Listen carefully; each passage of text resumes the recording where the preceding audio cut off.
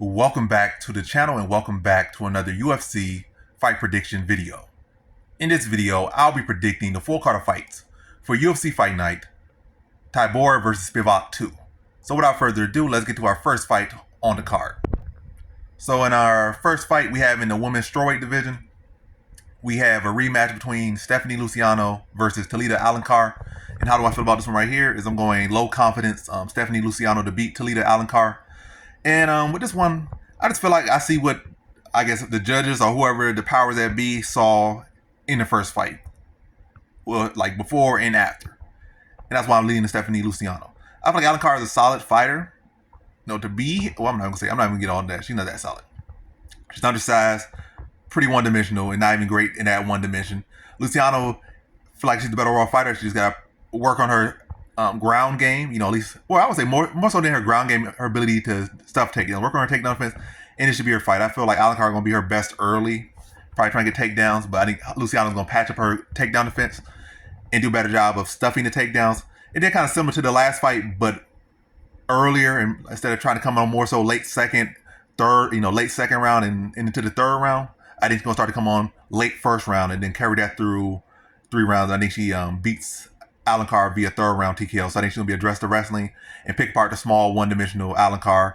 To take away her 1-2 that she's not even that great at. Not so that she's bad at grappling, but I'm saying at this level, is your grappling what you present in grappling enough to carry you anywhere in the UFC? Not really. Might carry you past this win. I mean, she did get a win that arguably she lost last time, but again, it's not a skill set, a recipe for legitimate success. Legitimate consistency is a recipe to get you one round of grappling for your life, getting gassed out, and getting picked apart. That's what her style this says. And I think that's what Alencar is going to do. Stuff her takedowns, put a clinic on her, put the volume on her, make her work, and take her out of element and stop her in the third round. So in this one, I have Stephanie Luciano via third round TKO. Now to our next one. We have in the featherweight division, we got Errens versus Youssef Zalal. And how do I feel about this one right here? Is I'm going average confidence Youssef Zalal to beat Errens. And this is very much a wide open fight. Errens is a solid fighter. And I think he can match Youssef Zalal in every area. But I think he can compete with Youssef Zalal in every area. But I do think that Zalal is better in every area. But I'm just saying Errens can compete with him. But I do think Zalal is better in every area. But by no means is this something to be like, oh, he's miles ahead of him in every area. He's not. It's margins. Marginal here, marginal there. But should be the clear winner. But Errens is definitely live here, and the odds should not be what they should be. But again, back to my point, I think Youssef Zalal is the better striker. I think he's the better grappler. I think he should be able to win takedown battle. Should be able to stuff the takedowns of Errens. Not to say he shuts them all down. Not to say he gets every single takedown. But again, I think he should win the takedown battle, defend the takedowns well if he needs to. On the feet, I think he the better kicker, better at range control. Should be able to like slip the kicks of Errens and fire back his own kicks and his own calf kicks and debilitate the legs of Errens. Start to mix to the body, work behind his box a little bit more. We got a very competitive fight, but Zalal just been a little bit sharper, a little bit cleaner, and that little margin is going to be a lot. And it's going to be make for a clear decision for Youssef Zalal after 3 rounds, but competitive but clear. That Youssef Zalal is the more technical, more clean, more crisp fighter between the two, and I think he gets his hand raised in a decision victory. So in this one, I have Youssef Zalal via decision. Now to our next fight, we have in the heavyweight division, we got Carl Williams versus Jonathan Diniz. And how do I feel about this one right here? Is I'm going average confidence Carl Williams to beat Jonathan Diniz. And this one, all it is Jonathan Diniz has a puncher chance. It's heavyweight, he has a puncher chance. That's about it. Jonathan Diniz in his last fight showed that his takedown defense is terrible. He showed his ground game is even worse. Got taken down by a retired football player. Got mounted, was getting pounded out, was about to get stopped in the first round, but lucky the round ended. And then a retired football player who's not a wrestler, don't have the cardio to do that. In matter of fact, I think that was his first takedown inside the UFC. Combined his contender series fights with his UFC fights, that was his first takedown. And he was able to hold him down for like the whole round, mount him and was pounding him out, busting him up. And Diniz like he's about to get stopped. But luckily the bell ended at the right, rung at the right time, and he was able to go to the second round in the football player who didn't have the cardio for that, was not a wrestler. Was exhausted, and that's all that happened. He had his opportunity, the round ended, he exhausted himself doing something he doesn't do, and had way too much success doing something he doesn't do. Now he's going in with a legit wrestler, a legit fighter, who has cardio to wrestle you for 15 minutes if necessary. But I'm going to say second round TKO for Carl Williams. Yeah, again, Diniz has a puncher chance, but that's about it. Skill wise, all he has is skills on the feet, and they're not even that great. I think Carl Williams can hold his own on the feet for a little bit just to gain respect enough. I don't think he has to do that, but if he needs to, I feel he can go to that, mixing the takedowns where I think he'll have a great success getting the fight to the ground. And then on the ground, I think he'll be able to dominate on the ground, do good damage. And I say in the second round, it's going, probably having worn out after the first round of getting pounded out the whole first round. In the second round, get put right back there and finish what he started in the first round and get Diniz out of there via TKO. So in this one, I have Carl Williams via second round TKO. Now for our next fight, we have in the bantamweight, the women's bantamweight division, we got Rosa versus Kianzad or Kianzad. And how do I feel about this one right here? I don't know if I went low average either way. Low confidence, Rosa to beat Kianzad. I think Kianzad is a solid fighter. I think she's the more well-rounded fighter. But I just don't really trust where her head is at right now. She's been very inconsistent and seemed to lack motivation. I feel like Rosa got more hunger in her right now. I think she'll push a higher pace. Kianzad will be more well-rounded, but I don't think she'll be able to push the pace. I don't think she'll be able to dig deep. I think it's going to be a close competitive fight regardless. Both of them in their prime, both of them out of their prime, both of them 22. I'm not saying they're in their age, but I'm saying no matter what you put this fight at, I just feel like this is a competitive fight on paper, but it comes down to where's their mental at, and I feel like Rosa is in a better mental space, and she'll have more hunger to dig deep for that win than Kianzad. So I think she just outworks Kianzad, just puts her on a higher pace. And when you need to push, I think she'll push, and I think Kianzad just won't have that push. So I think Rosa will outwork her and be an outstriker and beat her by decision here. So in this one, I have Rosa via decision. Now to our next fight, we have in the bantamweight division, we got Grigoriou versus Toshiomi Kazama. And how do I feel? Well, yes, Kazama. How do I feel about this one right here? Is I'm going low confidence, Grigoriou to beat Toshiomi Kazama. Yeah, Grigoriou is no guy I'm going to put great confidence in. I think in the last fight I put too much confidence in him. Came up short. And this one seemed like a much better stylistic matchup, but again, I'm not putting much confidence in him based on his last performance. And Kazama could very much come in there. And Grigoriou showed like he had like one round of cardio, bad conditioning, or I don't know, bad cardio economics or whatever. He was not economical with his cardio and just faded. So yeah, I'm not putting great confidence in him, but I'll say first round. First round TKO over Toshiomi Kazama. I feel he has, do what he does. Typically come off to a good start, stuff the takedowns of Kazama, and be able to light him up. Kazama is very one-dimensional. Hasn't really shown much on the feet. Solid grappler, but not much on the feet. I think Grigoriou has at least the takedown defense and the grappling ability to be able to address Kazama's takedowns and grappling. And then on the feet, I think he has a huge advantage and should be able to knock Kazama out. And I say like late first round TKO for Grigoriou. So in this one, I got Grigoriou via first round TKO.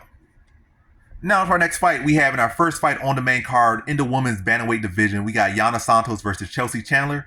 And how do I feel about this one right here? Is I'm going low confidence Chelsea Chandler to beat Santos. And this was like 3-4 years ago, maybe 2 years ago. Probably go Santos, maybe average, maybe even, I wouldn't go high. Santos is not somebody you put high confidence in at all, any point in her career. Unless it's just the perfect stylistic matchup. And even then, yeah, she would never be high confidence on anything for me, ever. Any point in her career. No insult to her, just she's just not a high confident person. I would put high confident, high investment or anything in her. But yeah, 2 years ago I probably would have picked her to win. But it's kind of come down to motivation. I recently seen some of her IG posts because I seen some other people reposting her and stuff like, oh look, she looks locked in, she looks this and that. So, and I guess at least physically and which the highlights on IG and stuff, she can look like she's in good shape. She's motivated. She's saying all the right things, but I don't get caught up with too much of those stuff. So I'm not like, oh, I gotta shift my pick. She look good in her IG post. Because people be looking good in IG post and they get knocked out in 1 second. Like, look at this guy. He looks the most ripped he ever looked. It's not a bodybuilding competition. It's not a distant competition. And I feel like Santos is probably preparing well. She's running to the step, but I don't feel like her motivation's there. She kind of treating it more like an athlete than a fighter, or more like a professional than a fighter. And being a fighter and a winner, no matter what sport it is something different. Now, you come in looking shape. You can have a 20-pack, but it's about what's in your mental, what's in your heart, how much can you dig? Like, you could go in there and do it in the gym, but it's a different thing how you perform on the night. And I feel like she has not been performing, not showing up. And she can make excuses like, I was having a baby then, or I was this and that. So I'm different now. But I have to see it. And I feel like Chelsea Chandler, she has much more to prove right now in her career, younger, not by much, but much more to prove. Where Gianna Santos has already established herself, she already reached her peak. She's not going any further than what she was in the past, and just now, this kind of this gotta be realistic with herself. She's a gatekeeper, and has been for a long while. Chelsea Chandler, she can potentially fight for a title in the future. She has a higher ceiling, based on what they have left in their career. And she has a lot she has not done yet. So I felt she has a lot more drive behind her. And I think she'll push harder in the fight. Also, she don't have as much mileage as Santos as well. So that's another thing. So she's younger, she has less mileage, and she has more to fight for. And I think that will show in the fight. And I think she'll be able to outwork Santos in a very grindy, gritty, close fight. But I think it's going to be Chelsea Chandler that's going to be able to dig deep more and, again, have more to fight for, and that's going to show up in the fight. And she's going to be able to edge Santos in a close decision victory. So in this one, I have Chelsea Chandler via decision. Now to our next fight, we have in the bantamweight division, we got Chris Gutierrez versus Kwang Lee. And how do I feel about this one right here? Is I'm going average confidence, Chris Gutierrez to beat Kwang Lee.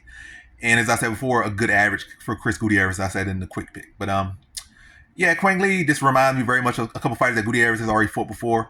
With Asian fighter with good pop, good power in their punches, aggressive. But I think Gutierrez like this, he did just like he beat those other Asian fighters in the past with that similar style, similar builds.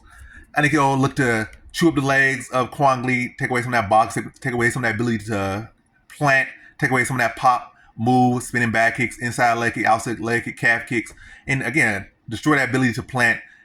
And throw some feints out, some hit feints out there, and just have Kwang Lee guessing and a step behind. So getting his legs chewed up, not being able to connect, and his power being taken away from getting his lead leg tore up, inside, outside, calf kick. It's getting chewed up all the way, and not really being able to land the power or get to a position to land the power. And the power just constantly getting zapped from the kicks to the legs, and maybe make some kicks to the body, some hooks to the body, and just break Kwang Lee down over the course of the fight. But Kwang Lee will be game. But tough, but I think Gutierrez just will show those levels. And Kwang Lee's being pushed from, a contender series fighter. Like, he's going to fight on the contender series, like, I think next week or a couple weeks from now. And now he's been pushed to fight a guy who has, done a lot in this division, has some big wins, for some big names, and put on some streaks. And I don't think he's ranked now. I don't know, but he was definitely ranked in the past. So this is a huge step up, and I think it's going to show a big step up, and I think he's going to show in the fight. But it's going to be a good experience for Kwang Lee, to fight a guy of this level. But I think Chris Gutierrez, again, is just going to show him levels and do what he has done in the past. And I think he beats Kwang Lee by decision here. So in this one, I have Chris Gutierrez via decision. Now to our next fight, we have in the welterweight division, we got Danny Barlow versus Nikolai Veretennikov. And how do I feel about this one right here? I'm going average confidence, Danny Barlow to beat Nikolai Veretennikov. Yeah, but with this one, Nikolai Veretennikov, he's not someone that you can really truly sleep on in this one. This is a good matchup for both guys. I'm not gonna say it's a great matchup for Barlow, but it's not the worst matchup for Veretennikov, stylistically wise, because both of these guys are strikers. So it's not like Nikolai Veretennikov is going out there with some guy who's gonna be like some cardio wrestler, who's gonna tie him up and try to wrestle him up or whatnot. Or it's not like he's going with a guy who has really established himself to be like a top contender or something like that. Like, he's fighting a guy who's still very fresh into his own UFC career and who's primarily a striker. So that's what I'm saying. It's not the worst matchup for him. But for me, Danny Barlow, who's Marlowe? Danny Marlowe. Danny Barlow is a solid fighter. I feel he has high potential, and I think he's going to show in this fight. Nikolai Veretennikov is going to show him some, he's going to give him some good work through the first round, but what I've seen that's really going to be the deciding factor, along other deciding factors, is I feel like Nikolai Veretennikov, I don't like how he responds to getting touched by shots. I don't like how he responds to when the fight gets tough. I don't like, beyond the first round, and when somebody starts to push the pace on him. And I feel like Danny Barlow can do that. I feel like first round will be kind of a little bit of a fill-out process. But then I feel like in the second round, that's when you're going to start to see that big shift. Barlow probably will still win the first round, probably land a better shot. But I feel like in the second round, that's when Barlow's really going to start to separate himself from Veretennikov, start to break him down, start to touch him with shots. And I just feel like Veretennikov is going to get drowned in that second round. Not because of pace, but just like the pressure and the power. And probably a bit of pace as well. But yeah, Veretennikov going to start to, when he start to feel like he's dipping off in the fight and Barlow's just coming on strong and start hitting with shots, I start seeing wilt. And I see Barlow put him away late in the second round. So in this one, I have Danny Barlow via second round TKO. Now to our next fight, we have in our co-main event in the featherweight division, we got Chepe Mariscal versus Damon Jackson. And how do I feel about this one right here? is I'm going average confidence Chepe Mariscal to beat Damon Jackson. And this is definitely kind of looking like one of those fights that, you look at the card, everything looks for the most part look pretty straight up. For the most part, it looks pretty straight up. For the most part.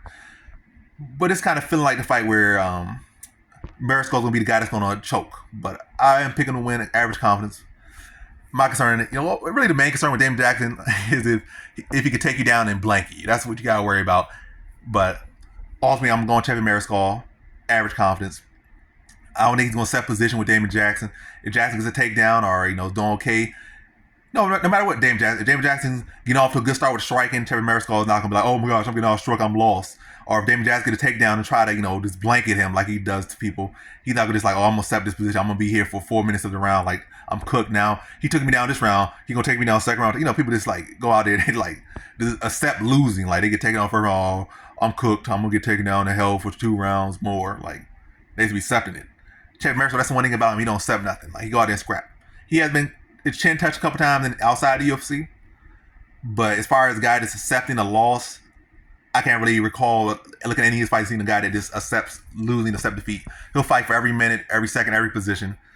And I think that's going to be the difference here against Damon Jackson. Chepe Mariscal ain't the necessarily most skilled jump off the paper guy, but underrated skills.